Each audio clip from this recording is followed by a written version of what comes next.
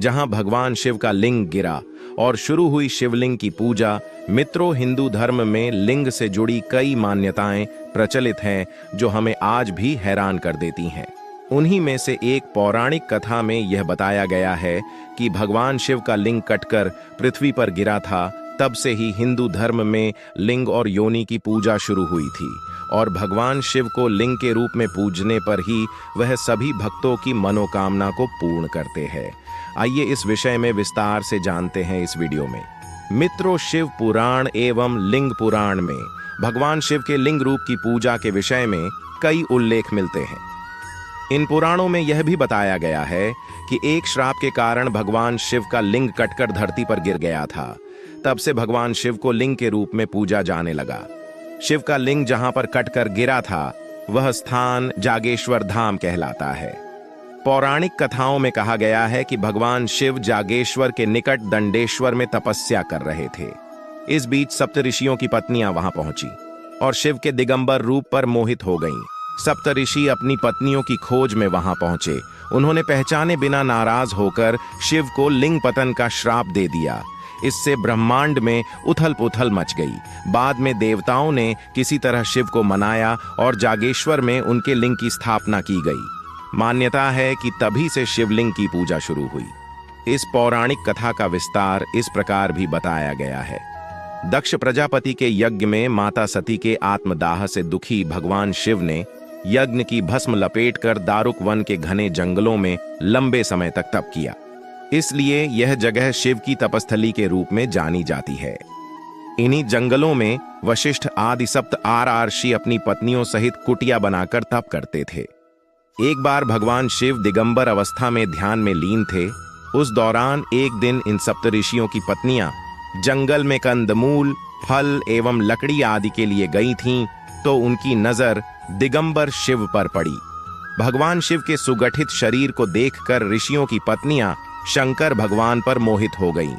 शंकर भगवान अपनी तपस्या में रम थे, उन्होंने उनकी ओर ध्यान नहीं दिया। फिर ऋषियों की पत्नियां काम स्वरूप में अंधी होकर वहीं मूर्छित हो कर गिर गईं।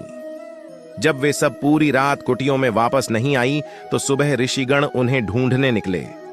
तब सप्तऋषियों ने देखा कि शिव समाधि में लीन हैं और उनकी पत्नियां मूर्छित पड़ी हैं, तो उन्हें लगा कि भगवान शिव ने उनकी पत्नियों के साथ व्याभिचार किया है और इस आशंका में वे भगवान शंकर को शाप दे बैठे और बोले कि तुमने हमारी पत्नियों के साथ व्याभिचार किया है, अतः तुम्हारा लिंग तुरंत तुम्हारे शरीर से अलग होकर गिर जाए।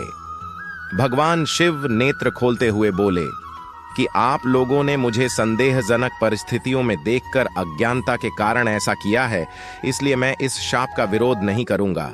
मेरा लिंग स्वतः गिरकर इस स्थान पर स्थापित हो जाएगा। तुम सभी सप्त ऋषि भी आकाश में तारों के साथ अनंत काल तक लटके रहोगे। लिंग के शिव से अलग होते ही पूरे संसार में कोहराम मचने लगा। ब्रह्मदेव ने संसार को इसके प्रकोप से बचाने के लिए ऋषियों को मां पार्वती की उपासना करने के लिए कहा। ब्रह्मदेव जानते थे कि शिव के इस तेज को पार्वती ही धारण कर सकती हैं। ऋषियों ने मां पार्वती की उपासना की। पार्वती ने योनि रूप में प्रकट होकर शिव के लिंग को धारण किया। इस प्रकार यह शिवलिंग की स्थापना हो गई। पौराणिक मान्यताओं के अनुसार सबसे पहले शिवलिंग का पूजन जागेश्वर से ही प्रारंभ हुआ। मानसरोवर की यात्रा पर निकलने वाले यात्री इस धाम की अर्चना करके आगे बढ़ते हैं। यहाँ करीब 200 से ज्यादा मंदिर हैं। जागेश्वर धाम अल्मोड़ा से 29 किमी दूर देवदार के घने जंगलों के बीच बसा हुआ है। इस धाम का प्राचीन काल से ही काफी महत्व है। पुराणों में भी इस स्थान का व्यापक वर्णन मिलता है। यह धाम उत्तर भारत के एक प्रमुख शिव मंदिर के रूप में प्रतिष्ठित है। मान्यता है कि यहाँ पर शिव जागृत रूप में विद्यमान है। यह प्रथम मंदिर है जहाँ लिंग के रूप में शिव पूजन की परंपरा सबसे पहले आरंभ हुई। कई पुराणों में इस जगह का उल्लेख मिलता है। इस पावन स्थली के बारे में एक श्लोक भी प्रचलित है। मां वैद्यनाथ मनुष्या व्रजंतु, काशीपुरी शंकर बल्लभावा, माया नगया मनुजा नयांतु, जागीश्वराख्यम तू हरम व्रजंतु। अर्थात मनुष्य वैद्यनाथ ज्योतिर्लिंग न जा पाए, शंकर प्रिय काशी माया नगरी हरिद्वार भी न जा सके तो जागेश्वर धाम में भगवान शिव के दर्शन जरूर करना चाहिए। मान्यता है कि सुर नर मुनि से सेवित हो भगवान भोलेनाथ यहाँ जागृत हुए थे, इसलिए इस जगह का नाम जागेश्वर पड़ा। ऐसी मान्यता है कि देवाधिदेव महादेव यहाँ आज भी वृक्ष के रूप में मां पार्वती सहित विराजते हैं। देवदार के घने वृक्षों से घिरी यह घाटी एक मनोहारी तीर्थ स्थल है।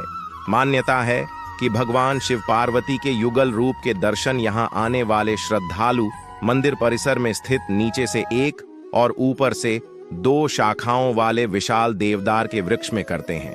ये बहुत प्राचीन पेड़ बताया जाता है। यह भी सत्य है कि भगवान शिव ही एकमात्र देवता हैं जिन्होंने सदैव मृत्यु पर विजय पाई। मृत्यु ने कभी भी शिव को पराजित नहीं किया, इसी कारण उन्हें मृत्युंजय के नाम से पुकारा गया।